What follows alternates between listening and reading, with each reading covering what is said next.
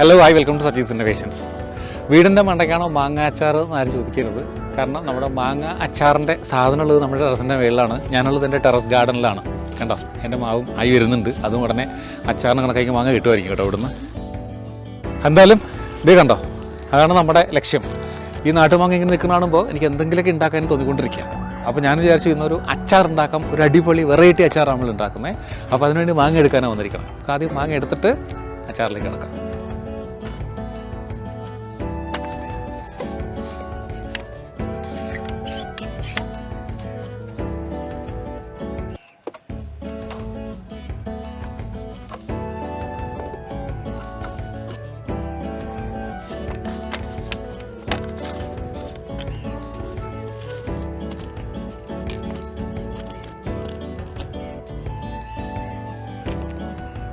അപ്പോൾ തൽക്കാലം നമുക്ക് ഇത്രയും മാങ്ങയും കൊണ്ട് അച്ചാറുണ്ടാക്കാം.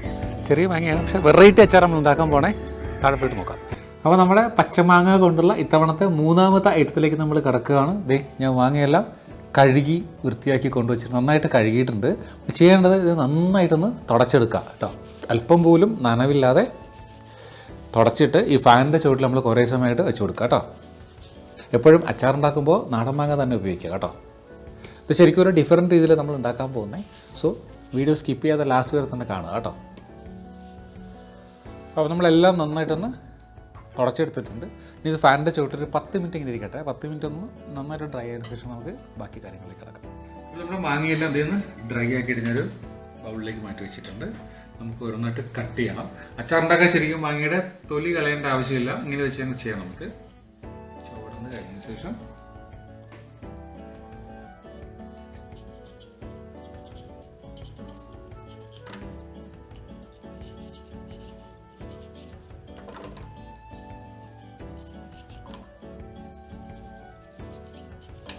ഇതിലധികം തന്നെ വേസ്റ്റാണ്. അതുകൊണ്ട് കുറച്ചധികം മാങ്ങ ഞാൻ എടുത്തത്.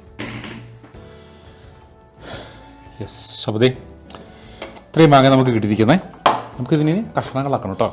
കുറച്ച് വലുതായിട്ട് കട്ട് ചെയ്യണം. ഞാൻ ചെയ്യാൻ പോകുന്നത് ഇതൊന്ന് രണ്ടാക്കിയിട്ട് ഇതൊരു രണ്ടായിട്ട് ഇത്രയും വലിയ കഷ്ണങ്ങളൊക്കെ ഇടാൻ പോകണം കേട്ടോ.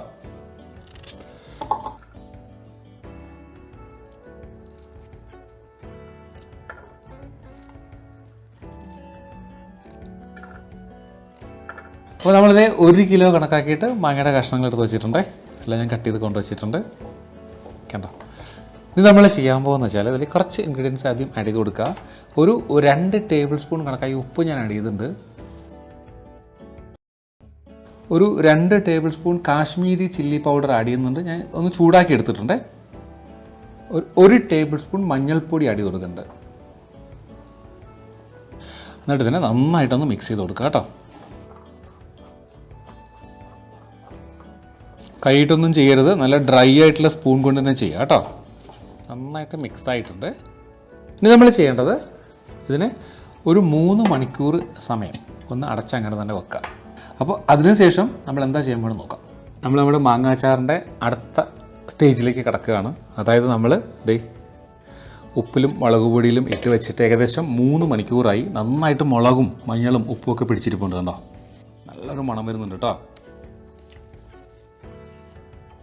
ഞാൻ ചെയ്യാൻ പോകുന്നത് ഇതിലെ കഷ്ണങ്ങൾ ഞാൻ ഈ വേറൊരു പാത്രത്തിലേക്ക് മാറ്റുക കേട്ടോ. ഇതെന്തിനാണെന്ന് പലർക്കും തോന്നുന്നുണ്ടാവും. എന്താണെന്ന് വെച്ചാൽ നമ്മുടെ അച്ചാർ ഐറ്റംസിൽ പലതും വളരെ വേഗം കേടായി പോകാനുള്ള കാരണം അതിലുള്ള വാട്ടർ കണ്ടൻറ്റ്, ജലാംശമാണ്. അപ്പോൾ നമ്മൾ ഇതിലിങ്ങനെ ഉപ്പിട്ട് ഒരു 3-4 മണിക്കൂർ വെക്കുമ്പോൾ അതിലെ ജലാംശം മൊത്തം അല്ലെ വെള്ളം മൊത്തം ഊറി പുറത്തേക്ക് വരും. അതാണ് നമ്മൾ ഈ കാണുന്നത്. കണ്ടോ, ഇത് നിറച്ച് ചാറങ്ങ് നിറഞ്ഞ് നിൽപ്പുണ്ട്. നമ്മൾ അല്പം പോലും വെള്ളം ചേർത്തതല്ല. കണ്ടോ, പിന്നെ കഷ്ണങ്ങൾ മാത്രം മാറ്റിയിട്ട് പറഞ്ഞുതരാം എന്താ ചെയ്യാൻ പോകണേ. നോക്കിയേ, ഇത്രയും വെള്ളം ഇതിൽ നിന്ന് ഊരി ഇറങ്ങിയിട്ടുണ്ട്. പ്ലസ് അതിൻ്റെ കൂടെ മുളക് പൊടിയും മഞ്ഞൾപ്പൊടിയൊക്കെ ഉണ്ടാവും. ഇതെന്തായാലും നമുക്ക് കളയാം, ഇത് ആവശ്യമില്ല നമുക്ക്. ഇത് ബാക്കി വേണമെങ്കിൽ നമുക്ക് മുളക് പൊടിയൊക്കെ അതിലേക്ക് ആഡ് ചെയ്ത് കൊടുക്കാം. എന്തായാലും ഇനി ഞാൻ ചെയ്യാൻ പോണത് ഇത്രയും മാങ്ങാ കഷ്ണങ്ങളെ ഒരു 3 മണിക്കൂർ നല്ല വെയിലത്തൊന്ന് ഉണക്കിയെടുക്കാൻ പോവാം. ഒരു ദിവസത്തെ വെയിൽ കൊള്ളുന്നത് നല്ലതാണ്. ഒത്തിരി അങ്ങനെ ഉണങ്ങാൻ പാടില്ല. ഈ നനവൊക്കെ ഒന്ന് മാറി കിട്ടുന്നവരെ 3-4 മണിക്കൂർ നല്ല വെയിലത്തൊന്ന് ഉണക്കിയെടുക്കാം. നമുക്ക് കാണാം. ഓക്കെ,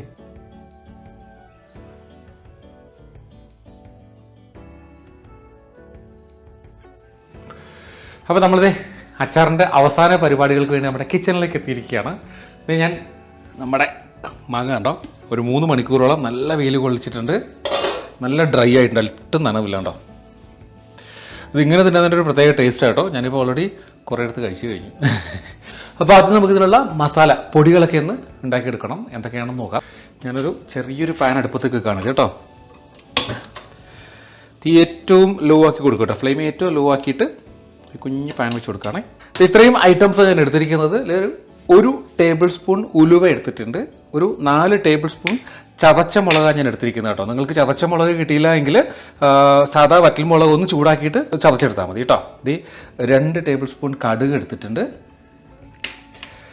പിന്നെ ഇത് പെരുംജീരകമാണ്. ഞാൻ 1.5 ടേബിൾ സ്പൂൺ എടുത്തിരിക്കുന്നത്. പെരുംജീരകം ഞങ്ങളൊരു ചെറുതൊന്ന് പൊടിച്ച് വെച്ചതാണ്, ഞാനതാണ് എടുത്തിരിക്കുന്നത്. വലിയ ജീരകം എന്ന് പറയും. ചെറിയ ജീരകം 1 ടീസ്പൂൺ എടുത്തിട്ടുണ്ട്. കായപ്പൊടി ഒരു 1/2 ടീസ്പൂൺ എടുത്തിട്ടുണ്ട്. അപ്പോൾ ഇത്രയുമാണ് ഇതിന് വേണ്ട സാധനങ്ങൾ. ശരിക്കും നമ്മളിത് ഏകദേശം ഒരു നോർത്ത് ഇന്ത്യൻ സ്റ്റൈലിലാണ് ഉണ്ടാക്കുന്നത്. നോർത്ത് ഇന്ത്യൻ സ്റ്റൈലാണ് ഇങ്ങനെ ഉണക്കിയൊക്കെ ചെയ്യുന്നത്. പിന്നെ അത് അവർ ആണെങ്കിൽ കരിഞ്ജീരകവും അയമോദകവും ഒക്കെ ചേർക്കാറുണ്ട്. നമുക്ക് നമ്മുടെ സാധാരണ കേരളീയമായ ഐറ്റംസ് വെച്ച് നമുക്ക് അച്ചാറുണ്ടാക്കാം. അപ്പോൾ എന്തായാലും കുഞ്ഞു പാനൊന്ന് ചൂടായി വരുന്നുണ്ട്. ആദ്യം ഞാൻ ഇതിലേക്ക് ഉലുവ ഇട്ട് കൊടുക്കുകയാണേ. 1 ടേബിൾ സ്പൂൺ ഉലുവ ഞാൻ എടുത്തിരിക്കുന്നത്. പിന്നെ നമുക്ക് നന്നായിട്ടൊന്ന് വറുത്തെടുക്കണം. ഉലുവ ശരിക്കും നന്നായിട്ടൊന്ന് മൂത്ത് വരണം കേട്ടോ. അപ്പോൾ ഇത് ഉലുവ നന്നായിട്ടൊന്ന് മൂത്ത് ഒന്ന് പൊട്ടി തുടങ്ങിയിട്ടുണ്ട്. ആ സമയം നമുക്കതിനൊന്ന് മാറ്റാം. ഇനി നമുക്ക് അതേ പാനിൽ തന്നെ നമ്മുടെ ചതച്ച മുളകില്ലേ അതൊന്ന് ഇട്ട് കൊടുക്കാം. നേരത്തെ പറഞ്ഞു നിങ്ങൾ വറ്റൽമുളക് ചൂടാക്കിയിട്ടാണ് പൊടിക്കുന്നതെങ്കിൽ പിന്നെ ചൂടാക്കേണ്ട ആവശ്യമില്ല കേട്ടോ. ഞാൻ ചതച്ച മുളക് അങ്ങനെ എടുത്തോണ്ടാണ് ചൂടാക്കി എടുക്കുന്നത് കേട്ടോ. ഇത് നിറമൊന്നും മാറണ്ട, ഒന്ന് ചൂടായാൽ മതി. അപ്പോൾ മുളകൊന്ന് ചൂടായിട്ടുണ്ടേ. ഇനി ഞാൻ മാറ്റി വയ്ക്കുകയാണേ.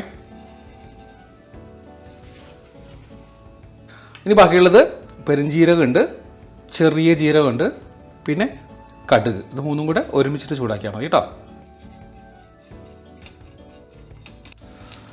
അപ്പോൾ അതും ചൂടായിട്ട് കടുകൊക്കെ ഒന്ന് പൊട്ടി തുടങ്ങിയിട്ടുണ്ട് കേട്ടോ.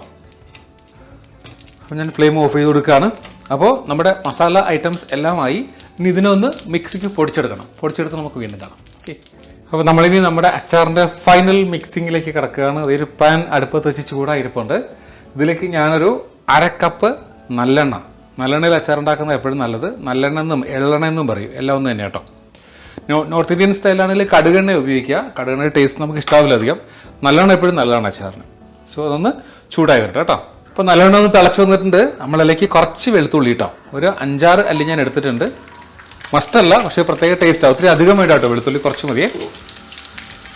സോ വെളുത്തുള്ളി ചെറുതായിട്ടൊന്ന് മൂപ്പിച്ചെടുക്കുക കേട്ടോ. വെളുത്തുള്ളി ഒന്ന് നിറം മാറി വരുന്നുണ്ട്. ആ സമയത്തേക്ക് 2 താണ്ട് കറിവേപ്പില ഇട്ട് കൊടുക്കുകയാണ്. അതിനുശേഷം ഫ്ലെയിം ഓഫ് ചെയ്തിട്ട് ഇതൊന്ന് തണുക്കട്ടെ കേട്ടോ. നല്ല തിളച്ചിരിക്കുകയാണ്. ഒരല്പം തണുത്തതിന് ശേഷം നമുക്ക് ബാക്കി പരിപാടി ചെയ്യാം. അപ്പോൾ നമ്മൾ നല്ലെണ്ണ ചൂടാക്കാൻ മാറി ചെറുതായിട്ടൊന്ന് തണുത്ത് വന്നിട്ടുണ്ടേ. അപ്പോൾ ഈ സമയം നമ്മളിതിലേക്ക് പൊടികളൊന്നും ഇട്ട് കൊടുക്കുക. പൊടികളൊന്നും ചൂടാക്കേണ്ട ആവശ്യമില്ല, കാരണം നമ്മളെല്ലാം വറുത്ത് പൊടിച്ചതാണേ. 4 ടേബിൾ സ്പൂണാണ് നമ്മൾ ചതച്ച മുളക് എടുത്തത്. ഇത് നമ്മൾ നേരത്തെ പൊടിച്ചെടുത്ത കടുക്, പെരുംജീരകം, ചെറിയ ജീരകം അതിൻ്റെ മിക്സ് നമ്മൾ ഇട്ട് കൊടുത്തേ. ഇനി നമ്മൾ ഇട്ടിരിക്കുന്ന ഉലുവയാണേ, വറുത്ത് പൊടിച്ച ഉലുവ. ഇനി ഇതിലേക്ക് ഒരു 1/2 ടീസ്പൂൺ കായപ്പൊടിയും ഇട്ട് കൊടുക്കുന്നുണ്ടേ. നന്നായിട്ടൊന്ന് മിക്സ് ചെയ്തെടുക്കുക. ഒരു രസമുള്ള മസാല അല്ലേ. ശരിക്കും ഒരു നോർത്ത് ഇന്ത്യൻ ലുക്കൊക്കെ ഇപ്പോൾ തന്നെ വന്നിട്ടുണ്ട് നമ്മുടെ മസാല കൂട്ടിന്. ഇതിലേക്ക് നമ്മൾ ഒഴിക്കാൻ പോകുന്ന ഒരു 1/4 കപ്പ് വിനാഗിരിയാണ്. നമ്മൾ ഇത്രയും ഡ്രൈ ആക്കി ഒക്കെ ചെയ്തത് കാരണം വിനാഗിരിയുടെ ആവശ്യമില്ല, അല്ലെങ്കിൽ തന്നെ ചാറ് കേടുവിടാതിരിക്കും. അതിന് കുറച്ചൊന്നും ചേർത്ത് കൊടുക്കാൻ ഞാൻ ഒരു 1/4 കപ്പ് നനവിന് വേണ്ടി. മിക്സ് ഇപ്പോൾ ഓക്കെയാണ്.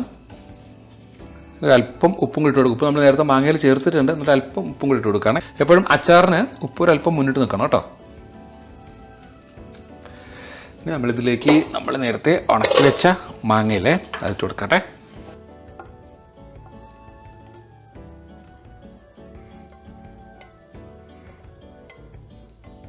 നന്നായിട്ടൊന്ന് മിക്സ് ചെയ്തെടുക്കാം.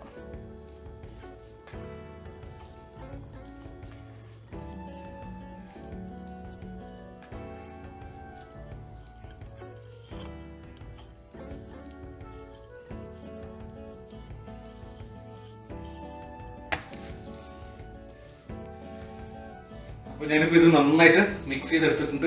ലുക്ക് വൈസ് ഭയങ്കര ഡിഫറെൻ്റ് ആണ്. നമ്മൾ സാധാരണ കാണുന്ന അച്ചാറൊന്നും വളരെ വ്യത്യസ്തമാണെന്ന് മനസ്സിലായിട്ടുണ്ടാവും. ശരിക്കും പറഞ്ഞൊരു നോർത്ത് ഇന്ത്യൻ ടച്ച് ഉണ്ട് ഏതാണ്ടൊക്കെ, ബട്ട് ടേസ്റ്റ് എന്തായാലും ഡിഫറെന്റ് ആണ്. അതായത് ഇതിൽ നമ്മൾ ഉലുവ ഒക്കെ ചേർത്ത്, കാരണം ഉലുവ മാങ്ങ ഒക്കെ ഉണ്ടാക്കാറുണ്ടല്ലോ.